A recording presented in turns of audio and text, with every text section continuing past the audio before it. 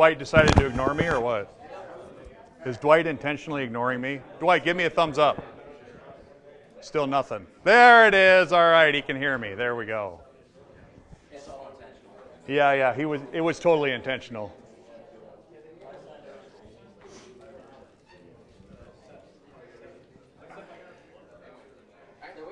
Are you guys ready? You guys ready? Well, finish up your. I want Kyle and Jim to finish up their conversation first. Got to respect my elders, you know. There's not too many. I don't have many elders to respect anymore, so I want to respect my elders. I'm kind of getting to where I'm the oldest one here now, you know. It's kind of got to do some life decision changes there. All right, you guys ready? The sooner we get going, the sooner we can get you guys out of here. So. I put hey Rachel, hey everybody down in Garden City. I can see everybody, so I think this is going to work. All right, they can hear, great. I put together a thing, so you're going to have to hear me out. That's all part of it. I don't really have a lot of friends, so I pay people so they got to listen to me talk. So you guys are all stuck with me for the next little while, so thanks for that. I want to thank everybody for coming in today. Safety is extremely important. One of my worst nightmares is somebody getting hurt. I mean, it is. I mean, I don't want to sound selfish or anything because it's not about me, but one of my worst nightmares is having to call your wife or your mom or one of your kids and say, hey, he's on his way to the hospital. That is a nightmare scenario for me. I don't ever want to be in that situation. I'll do it because it's part of my job, but I don't ever want to be in that situation.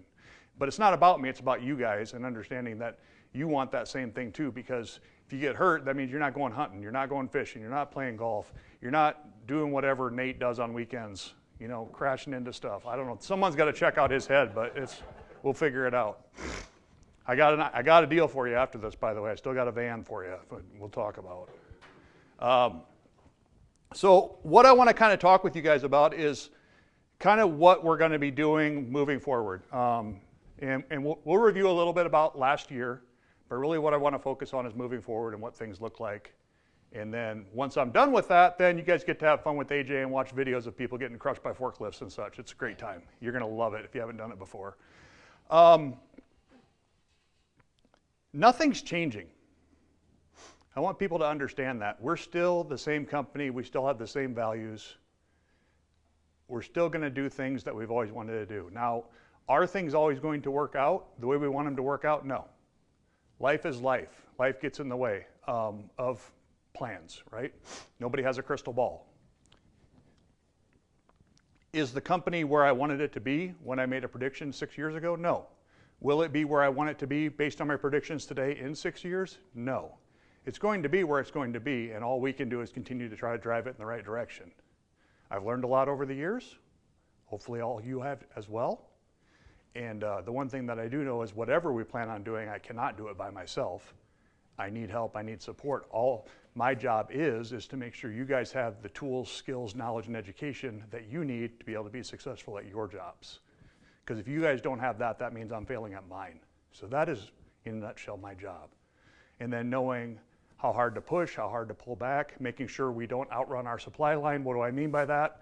Well, let's not go take on work that we're not qualified to do, that we're not trained to do, that we don't have the experience to do, but not hold back either. If we got people that are ready to take it to the next level, let's make sure they have those opportunities in front of them. So those are some of the big things that we're going to push towards. And I think one of the issues that maybe I've had in the over past years is I tend to outrun the supply lines. We got a few people in the company that are like that. We call them the bulldozers. We just run and we go. And sometimes though, when you do that, you look behind you and there's a wave of destruction behind you because you didn't stop and look at the consequences of everything. So what I really want to do is let you guys dictate and help me drive this company forward and make sure that we're making decisions based on the resources that we have available to us. So a lot of what you're going to hear today, if you've been with the company for a long time, is just reruns. And we're just going to reiterate that. One thing that I would say that I've noticed, and this isn't the fault of anybody in this room, and not to start out from a negative standpoint right away, but I think it can be frustrating for all you guys out there, is a lack of consistency, and we're gonna do something about that. In other words, I think everybody's trying to do the right thing, but we haven't been, due to a lot of things that, like I said, we couldn't predict, such as the Garden City job took so much resources, especially from a leadership standpoint, away from everybody, that you weren't able to get that reinforcement, that training, that Trinity standard that you should be getting. So then what it ends up leading to is just everybody's doing what they think is the right thing, which isn't bad, except it doesn't give consistency. It doesn't give consistency to that apprentice that's going from job to job, foreman to foreman. They're getting a completely different experience when it comes to safety, when it comes to how we do things, when it comes to standards and discipline and everything else. And we want people to be able to work within their own personality style. However, we got to have better boundaries as to this is the way we do things at Trinity Electric. And I think some of those things have gotten, and I think it makes it hard for everybody, especially, a new person who's going, well, I know how this guy runs, and then I'm going to this guy's job and he runs it a completely different way. And it's like, I don't even feel like I'm working for the same company anymore. So I think there's a level of, we want people to be able to work within their style. However, we can't let it get out of control. And that's something that we're going to change, is making sure that we've got more consistency across the board and people are more clear. Because some things from a leadership standpoint, from a foreman standpoint, well, I don't really know because no one ever told me what I'm supposed to do in this situation, so I'm just doing the best I know. No one told me what I'm supposed to do when this guy shows up late for work 5 days in a row. So I don't know. Some guys yell, some guys look the other way, and it's just a mixture because we don't really have those clear standards and policies. And those are some of the things that we have been working on behind the scenes and we're going to continue to work on. It's one of those Rome wasn't built in a day type things. So, first things first, guys. I'm not going to get into a lot of detail, but what I will do is I will share some stuff with you that I expect to kind of stay in this room. All right? I expect it to stay within us. I know one of the things that I see and I hear a lot from people is, well, I don't really know what's going on. I wish I knew more about what was going on. I wish people would communicate with me more. I want to be able to do that. I want to be able to sit down with you guys and have that communication with you all the time. However, I need to know that I can be safe in doing that. That it's not going to go somewhere else that could then be used against us by, you may think nothing of it. You may leave school today and go to your apprenticeship, and then you're talking, well, all these guys, they work for Thompson and Metro and Odell and everybody else. Well, what are they going to do with this information? It may be nothing. For the most part, it's harmless. But I want you guys to see where we're going, but I also want you guys to feel like kind of part of an inner circle here. This isn't information that I want everybody knowing about, for the most part. And I'm not going to get into a lot of detail. If people want more information, come find me. We'll talk about it. At the same time, I want to know that I can feel safe sharing things with you guys that I'm not going to go publicize with everybody else. So just, keep that in mind. If you want me to communicate more, then I need to feel safe in doing so with you guys. And I think you're all adults and professional enough to understand that, because it goes both ways. I want you guys to be able to feel safe coming to me when there's a problem and not feeling like, oh, he's going to blow up and he's going to yell and scream at me. I don't want that, but I also want to be able to feel safe coming to you guys and saying, hey, we're going to do this thing, and I don't have to hear about it, from 10 different people. Hey, I heard this and I heard that. And by the time 5 different people hear about it, it's not even the same story. It's a completely different rumor, if you will. We've all been guilty of it, and I just want to make sure that you guys understand that what I want to see from you. So, got that out of the way. So what are we doing? I've already kind of talked about this. This is not a rebrand. It's not a reset. What we're talking about is consistency. We're talking about alignment, making sure we're aligned. Again, without getting into a lot of detail and staying in just broad strokes here, it doesn't matter what the skill level is of our team, top to bottom, bottom to top, if we're not aligned, if we're not trying to do the same thing. Especially if you have people in an executive management position who are not aligned with the vision together. It's just not going to work. It doesn't matter how talented you are if you're not both rowing the boat, or 3 or 4 or 5 or 6 or whatever, rowing the boat in the same direction. Nobody's wrong, nobody's right, but you got to agree. And if you can't agree, you're not going to go anywhere. There's an old saying that some of you guys have heard me talk about a lot, and it's, mom and dad don't fight in front of the kids, right? So there's a lot of stuff that you guys might see, might not see. But the point is, if you want to be in an executive position, you know, in the office, project manager, office finance, whatever you want to call it, well, you can disagree all you want to, and I encourage disagreement all day long. I encourage disagreement in a professional and private fashion. I encourage people to say, hey, I don't know if I see where you're going with this. I don't know what the direction is going to be here. Can you help explain this to me? It could be, hey, I have a different idea. And I'm all open to that stuff. You know what I'm not open to, though? What I'm not open to is somebody agreeing to my face and then doing something different behind my back and gossiping behind my back or behind your back or behind anybody else's back. And I'd like to think that every one of you guys in this room would want to feel the same way, that if somebody you're working with that you want to trust, that you want to share an idea with them, that if they don't agree with your idea, that we're just going to have this out right now as adults, as professionals. I'm not going to agree with you to your face and then do something different behind your back or go out and tell my crew something different. So alignment's going to be extremely important moving forward from me. I'm going to put that, I don't want a bunch of yes men around me. I want people that will disagree with me, but I want people that will disagree with me in a professional fashion. We have it out. We come to a standstill, whatever the case may be. And like I've said to people a lot, you don't have to agree with the decision we're making, but you're going to support it if you want to be in a leadership position. You can disagree with it, but you're going to support it. I hope that makes sense to people. Again, without going into a ton of detail, I want people to disagree. At the end of the day, I'm going to listen to everybody's opinion. A lot of you guys know I pull you into the office, hey, what do you think about this? What do you think about that? And I try to get different perspectives. And I take all those different perspectives and I try to make the best decision based on everything that I'm given. And sometimes that decision that I make, you may not agree with it, and that's okay. But you got to support it if you want to be part of this. You can't undermine it. So that's the big thing, is what you're going to see as we move forward from a leadership standpoint, is you're going to see alignment from a leadership standpoint, where you might not have seen that before. So I had you guys do a trust survey a couple months ago, and I was amazed by the response, and I want to thank everybody for the responses that we got there. Almost everybody in the company filled it out.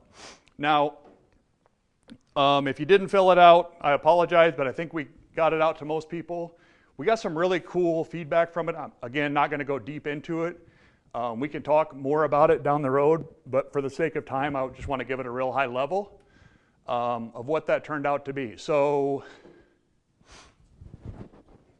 I will tell you that an average, so this is a scoring thing, so this is like a score of, 0 to 150, like a credit score, with a 150 being, we all get around in a circle and sing Kumbaya every night. With the 0 being it's Fight Club, okay? So I will tell you that the average company score is a 120. Anybody want to guess where we came in at on that one?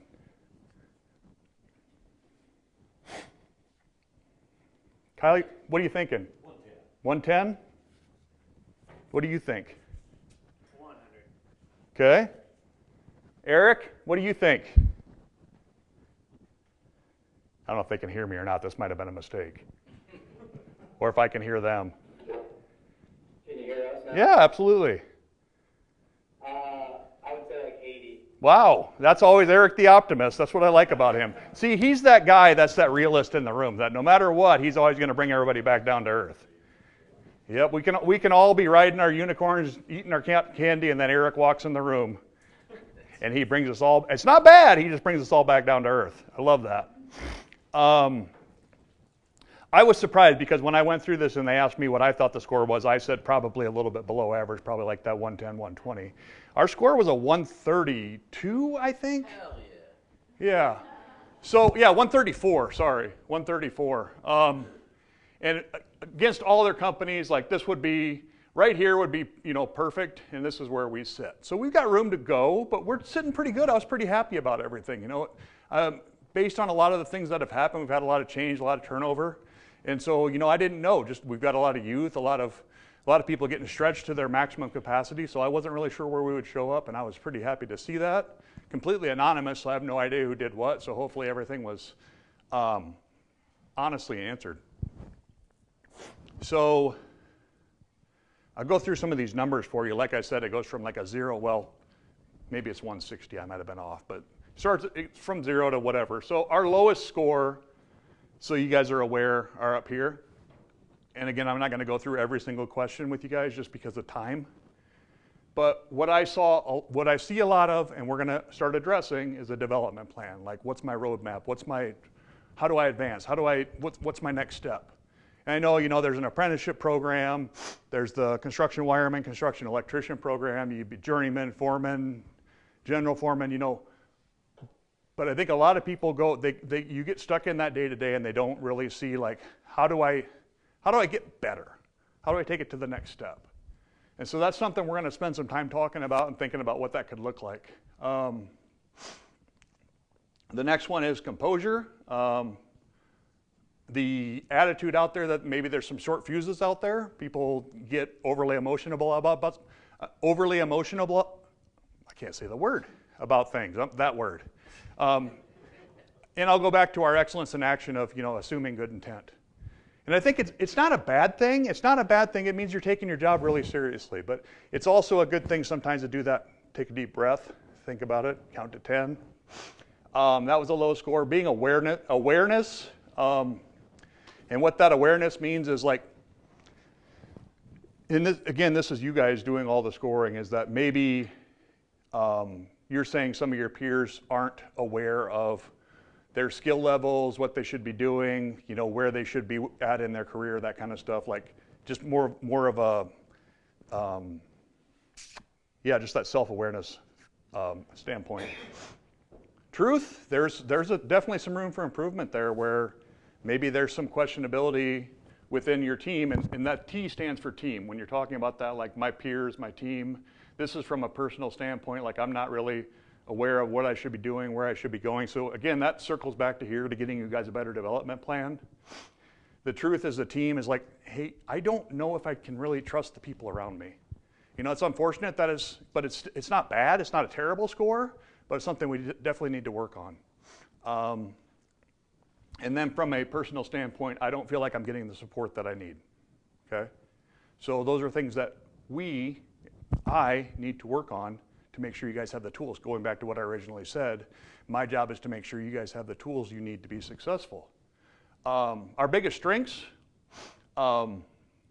which is, I'm not going to say it's contradictory, but I feel like as a person that that I'm always learning something new. I'm getting better at my job, which is, like I said, kind of contradictory about the development plan, but it's also, I feel like I'm learning, but maybe it's not structured. Maybe I don't know what the next step is. Biggest strength, I trust my foreman. I trust my team. I trust the people that I'm working with from a leadership standpoint. I feel like my job has meaning. I feel like I'm being productive. I know when I'm doing a good job. I feel driven. And I trust our executive organization, which surprised the crap out of me, but I'll take it. So overall, really, really good. I can get into, it really gets into a lot of stuff, but these are the high points. I wanted to make sure you guys saw it. And we're definitely going to be addressing it and talking about it, and maybe seeing what we can do to start getting better at some of these things, but also not forgetting that we are pretty good at some other things, and continuing to stand out there. All right, culture and core values. Like I said, a lot of repeats here. Integrity. Integrity.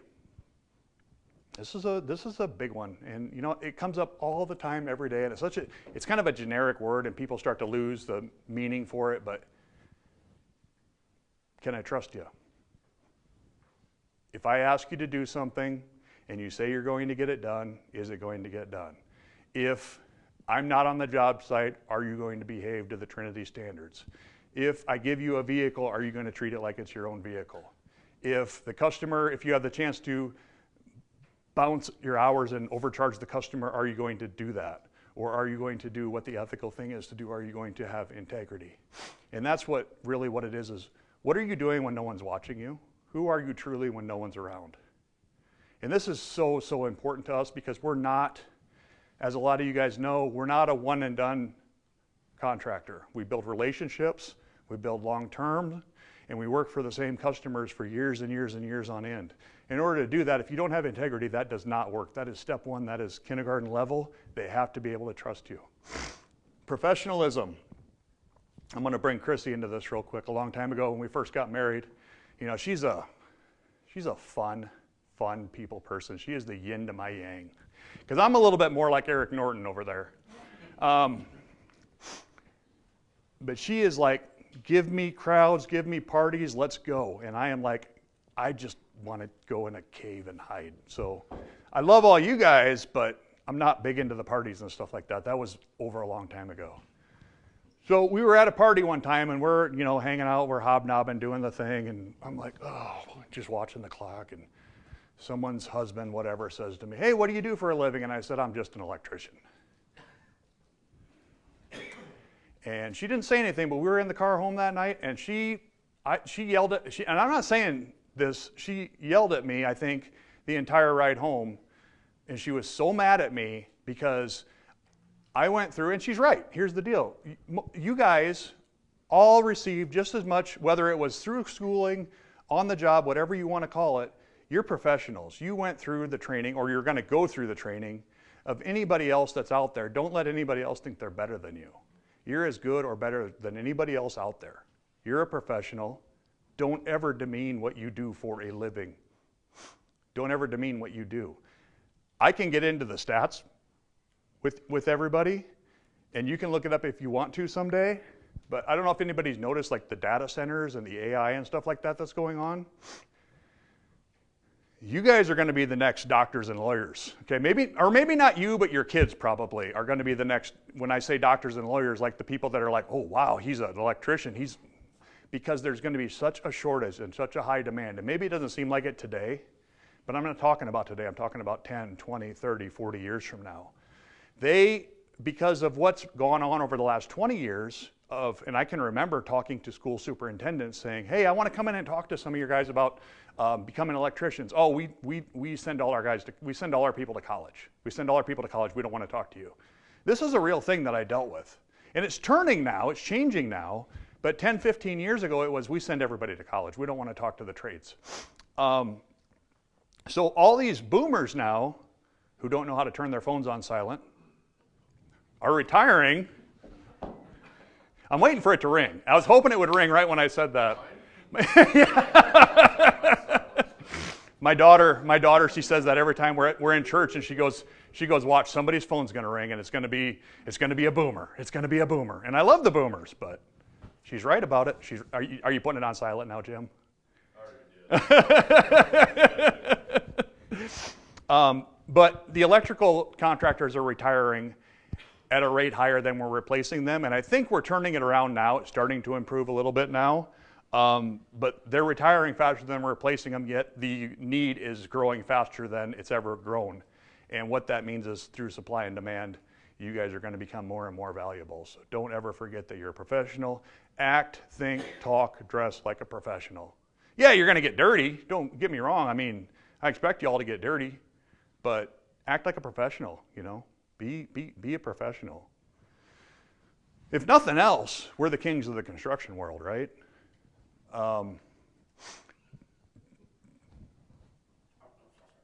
Dedication. So I'm a big believer in you're never going. How do I want to say this? Work-life balance. You hear about it all the time, right? There's really no such thing. It's always a tension, right? What I will say though is you shouldn't always just be thinking about work all the time. So am I looking for people that are workaholics that, you know, they work all day and then they go home and they think about work all night and then they dream about work all night and then they wake up in the morning and they think about work and then they work all day? That's my job. That's what I do. I don't expect you guys to have to do that. That's what I get to do. What I want from you guys though is to be able to have that time with your family, you know, to have those hobbies, to do those things. With all that being said though, because of what I said earlier about what we do is we really focus on partnerships, is to be able to have all of you people available at all times. Let me rephrase that real quick. He's going to have to edit his video. I want people to be available when we need them. Some people who have been around for a long time will know, but who I'm talking about, but there's a customer we work for, and he's not really active anymore. But when he was active, it was run fast, walk fast, look scared all the time. He was very, very high demand, very, very high standard person. And there's one thing that I took away from that, right or wrong, that I heard him say one time is what, when he's talking about evaluating him, coworkers, employees, is would I want this person in the foxhole with me if I was at war and bullets were flying? And that's what I mean by dedication, is by all means, if you got something going on, you got something going on. But again, because of some of the customers that we have, if I call you on a Tuesday at 7 o'clock at night, I mean, yeah, I like you and I might just be calling to chat, but it's probably because I need you, because something happened. Something bad happened, and they're calling us because they need us. And so that's where that dedication comes in. And by all means, hey, I'm on vacation, don't call me, I won't call you. I got a wedding this weekend, don't call me, I won't call you. But there's going to be those times where, yeah, I'm sitting home watching TV, I'm there, I'll be there. I don't want to go in either, and but it's one of those things where we just got to do it in order to maintain those relationships. Otherwise, that customer is going to find somebody else who will, and that's the tension that we've always got to fight. Persistence. So again, going back to some people that have been with the company for a long time, this used to say integrity, professional dedication, and innovation. And I've been thinking about that for a long time, and I've kind of been moving more towards this word, and there's a reason for that. When you think of innovation, you're thinking of like Apple and Steve Jobs and all this techie stuff, and that's all fine and dandy, and we definitely want to embrace that and not get stuck in the past. But when we came up with these core values several years ago, what the thought really was in my head, actually there's a couple people that come into my head when I think about persistence. One of them is retired, the other one is still with us. So a lot of you guys know Lyle. If you don't, the guy's a legend. I'll bring him around and introduce you someday. And he's retired. And then we got Russ Steffen, who's down in Kansas, but he's coming back. And what I'll say about both of them is think like MacGyver. They will figure out a way to get it done. They won't just give up. They won't just say, yeah, it's not going to work.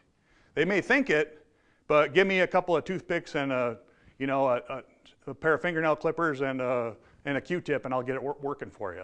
And that's that persistence of, yeah, things aren't going to work. That goes back to life again, but I'm going to figure out a way to make it happen, and not giving up and being persistent through it.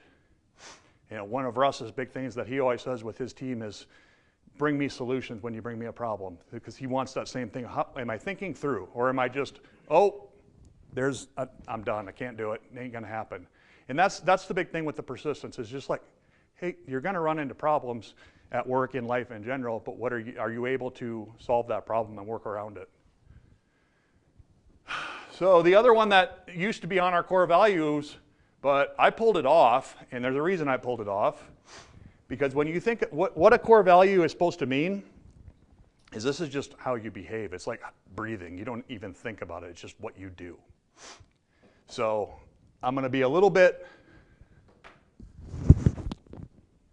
just honest with y'all right now. How many of you in this room would say when you think of safety, it's just something you do naturally, nobody ever has to tell you to put on safety glasses, hard hat, gloves, harness, tie off, all that stuff? Anybody would say that that's just like breathing to them? Okay, so it can't be a core value. It's something we want, I agree, but that's not what a core value is. Because it's not who we are, it's not our DNA, it's not what we do every day. I think it'd be great to get there, but I don't think it belongs on that list. I think it's something we put there as like, oh, it sounds really cool, let's make safety a core value. It is very important, it's something we want, but if anybody would want to have that debate with me that it is something we do automatically as a company, I'll debate you all day. It's not that it's a bad thing, it just is what it is. So it's more of a, we want to get there, it's aspirational. We want that, but we're not there. So that's really why I pulled safety off of there, because honestly, I felt like a hypocrite every time I would say it. Oh, safety is a core value. It's like, no, it's not. No, it's not. Kyle, do you think safety is a core value? Yeah. But it's not. It's just, it is what it is. We got to work harder to get there. AJ is going to bring us there the whole way. He's like our safety psychologist, Dr. Freud over here. Okay, the mission, and again, the wording here changes here, there, whatever. Some of you guys have heard me talk about this, some of you haven't, but what we want to do is we want to build that. My mom used to say this, and I'm probably going to get in trouble. You can attract more flies with honey than with crap. Okay? So, probably going to have to edit that out of the video too. But what I'm trying to say is what we're trying to do is from a customer-facing standpoint, how do we build that,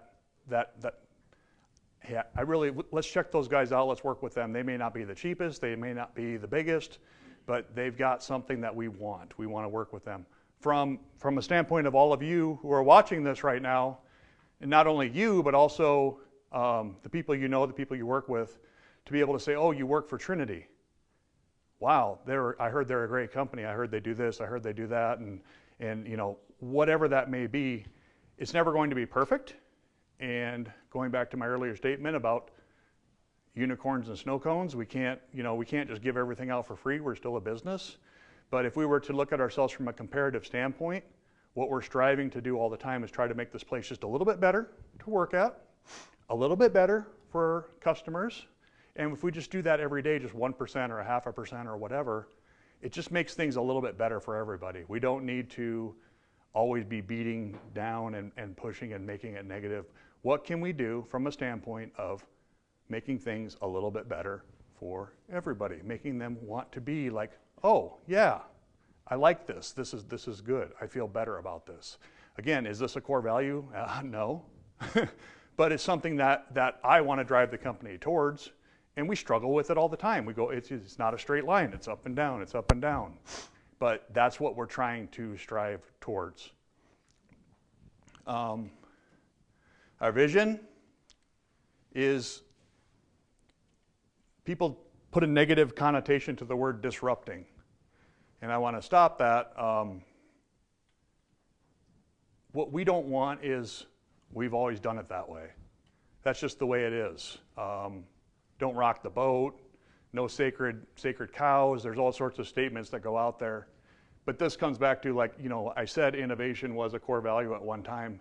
And this does drive right back to that of, we need to look at things from a lens of how can we do things better, not how have we always done things. And you should always be going, perfection is the goal, excellence is the standard. You're never going to be perfect. There's no way you're ever going to be perfect. However, you should always be striving to, hey, that was great. How can we do better next time? How can we get just a little bit better next time? And not standing by and letting people pass us by. I do not want to become the Blockbuster Video of the electrical contracting world, if you guys know where I'm going with that. You know what? I miss Blockbuster. Does anybody else miss Blockbuster? I do. I miss that, because now, honestly, and not to go off track here, but I'm going to go off track for a minute, because this is a deal. I used to, like, now it's too easy. Like, I want to watch a movie, watch the movie. It used to be like an event, like Friday night, we're going to get pizza, and we're going to get some sodas, and we're going to get some popcorn, we're going to go Blockbuster, and then hope the video's in, because you never, if it's a new one, it's not going to be in. But, I mean, I miss that, I really do. Now it's just like, we're kind of spoiled. We're kind of spoiled these days, you know? There you go. So, one of the most dangerous phrases there is out there is, because we've always done it that way. And I want to be able to always look at that. When you're thinking that in your head, you should always be going, so? That doesn't mean anything. And one of the things we've got going against us when it comes, and why I lean here so hard, is because we can't, like some other companies, say, oh, we've been around for 100 years, and this is, you know, we have this to stand on. We don't have that to stand on. So there's certain customers that are going to go, well, we want better than, well, we've been around for 100 years. And we, as Trinity Electric, need to be able to offer, well, yeah, we haven't been around for 100 years, and that's why we're better, because we know we have to try harder. We have to do things a little bit differently. We have to do things a little bit better, because if we just do everything like the ones who have been around for 100 years, then why wouldn't you pick them, obviously? So we have to be better. We don't have a choice, because why wouldn't, or we can just be cheaper, which then goes back and negates out what I said earlier about trying to make a better place for people to work at, a better place for customers to, you know, to choose to use. If we're just trying to be cheap, that's not the market we want to go after at all. Motto, built with integrity, powered by excellence. I think that's just awesome. Put it on the vans or something someday. Excellence in action. Nothing new here. Listen to learn.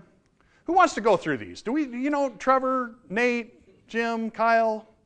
All right, I'll do it. Fine.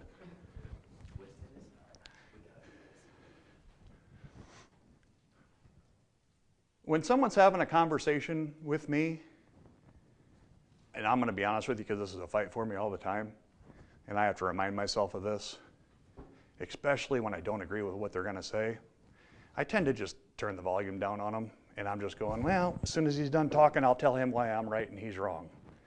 And I'm going to tell you that's a really dangerous, that's part of the reason our country's in the state that it's in on a macro level, is people don't want to listen to other people's perspectives, quite honestly. I don't think there is a right or a wrong. I think there's a balance in there, but we're so trained that we're right, they're wrong, and we refuse to listen to each other. And I think that's why I go back to this, listen to learn is like, hey, just hear them out, listen to what they have to say, process it, and then just have a healthy debate, a healthy discussion like we used to be able to have in the old days. That's what listen to learn means. Don't be formulating your response before you've even heard what the other person has to say. And here, there's safety again, just pops in again. Be an example for other people. It shouldn't be, oh, the boss is here today, we better be safe. It should just be, you know, I'm going to be an example for everybody around me when it comes to safety. Over-communicate. This is a big one. I think this is a big one that goes both ways, but I would rather be mildly annoyed because somebody texts me 10 times a day than to find out my house burned down and, well, I didn't want to bother you. Okay? And I know that's a big, being very hyperbolic, but I think what I'm saying is don't worry about bother, like it's okay. It's okay. Yeah, the worst case scenario is I'm mildly annoyed. But I would rather be mildly annoyed than, oh my gosh, why didn't anybody say anything about this? So always err on the side of, I better make sure my foreman knows about this. I better make sure my team knows about this. I better make sure Greg knows about this. Always err on that side. Assume good intentions. People are going to make mistakes. What you'll hear me say a lot, and you've heard me say before, is there is a difference between a choice and a mistake. Mistakes, if you make a mistake, why would I fire you for making a mistake? Because I just paid you to learn not to do that again.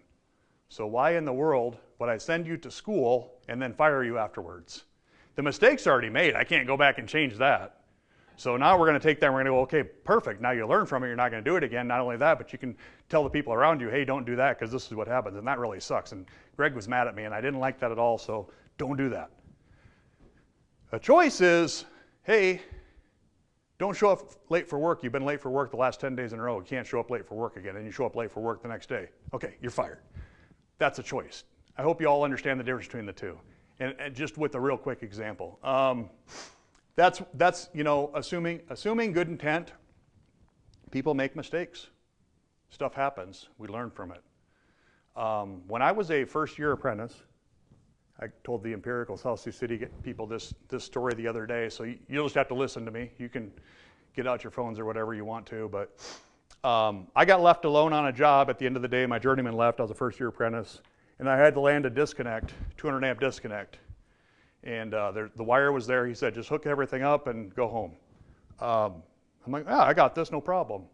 So disconnect, conduit coming in the top, conduit coming in the bottom, took the wires, landed them on there, took the wires up, landed them on there, looked at it. I'm pretty proud of myself. This is before cell phones because I'm from the 1900s when I got started. But I wasn't able to take a picture of it, put it on the Instagram or whatever the kids do these days, but I was pretty proud of myself. And then I sat there for a second and I thought about it. And then I could feel like this